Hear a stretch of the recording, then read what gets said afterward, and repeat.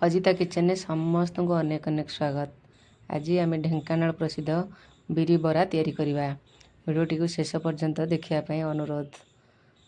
चलतु ये बरा उपरटा देखु केते क्रिस्पी आ भीतरटा केते सॉफ्ट होइछि। चलतु तैयारी करवा यही रेसिपी। यही रेसिपी रे मो अरुआ चाउल जी क्वांटिटी नहीं बिरी सेम क्वांटिटी नहीं 5 ରୁ 6 घंटा बतुराइबा छाड़ी देइथिली। 6 घंटा पर बर्तमान मु चाउल को भल भाव में धोई आपको क्लीन कर नहीं बिरी की आपको चोपा छड़े आपको भल भाव में क्लीन कर नहीं। बर्तमान चाउल बिरी की बर्तमान गोटे जगार एकाठी करी आपको भल भाव में गोलैकरी मिसई नेली। आपको बर्तमान मिक्सिंग जार रे आमे अल्प अल्प दे आपको एकदम बहलिया आउ दाना दाना थिबो सेमती आमे ताको बाटी नबा। एकदम प्लेन बाटिबेनी। यही भली भाव में मु सब बिरी चाउल को बर्तमान बाटी नेली। देखंतु मु बिरी चाउल केते बहलिया बाटिछि एवं सुजी दाना भली रुआ रुआ अछि। मु बर्तमान सेमती को बाटी नेली। आपको बर्तमान गोटे डायरेक्शन ने आमे 5 ରୁ 6 मिनिट काल फेंटी नबा। जहाँद्वारा कि बिरी हल्का हेबो बरा भीतरटा सॉफ्ट हेबो।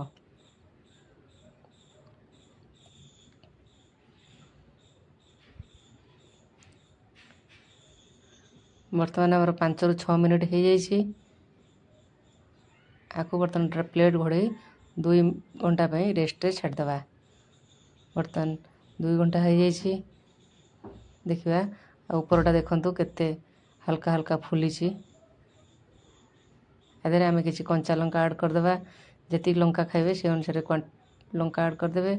2टी मीडियम साइज पियाज को एमती सरू सरू काटी आगे आम पाखुड़ा छड़ी ये मिसईदे। किसी धनिया पत्र दबा। अदा 2 इंच को काटिक छोट छोट करदे।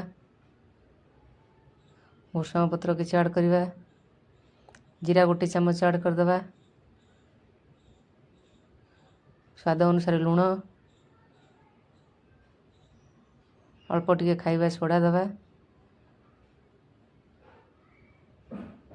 धोईकी रखिथिबा बिरी रु मु 2 चामच काढ़ी रखिली जोटा कि ऐड करछि।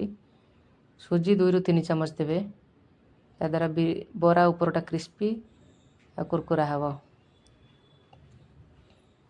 आपको आम भल भाव में मिसई नबा।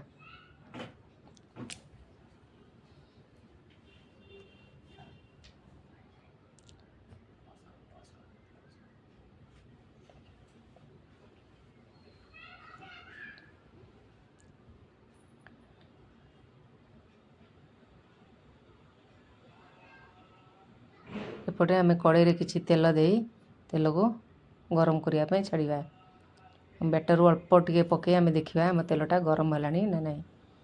बैटरटा भुर भुर ऊपर को उठले आम जाना आम तेलटा गरम हो गलानी। बर्तमान आम बरा बैटर दबा। हाथ को आम ओदा करी अल्प बैटर नहीं ताको एमती हाथ में चटका चटका करी आम को दबा। जो साइज रो बरा आपणकर पसंद से साइज रो आपण देबे।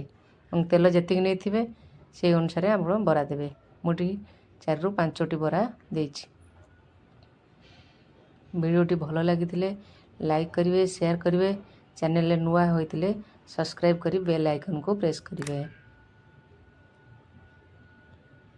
बर्तमान बरार गोटे पट टिके गोल्डन कलर हो आसलानी। आम बर्तमान आर पटटा को लेउटी दबा। एमती आम एपट सपट करी बरा को भल भाव में छाणी नबा गोल्डन ब्राउन कलर हवा पर्यंत। देखंतु आम बरार कलर आस्ते आस्ते चेंज हो आसलानी।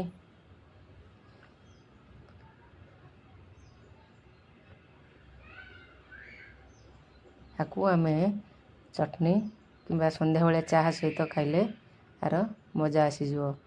बरा बर्तमान आम रेडी हो गलानी। रही बाय बाय। पुणी आसबि गोटे नुआ रेसिपी सहित।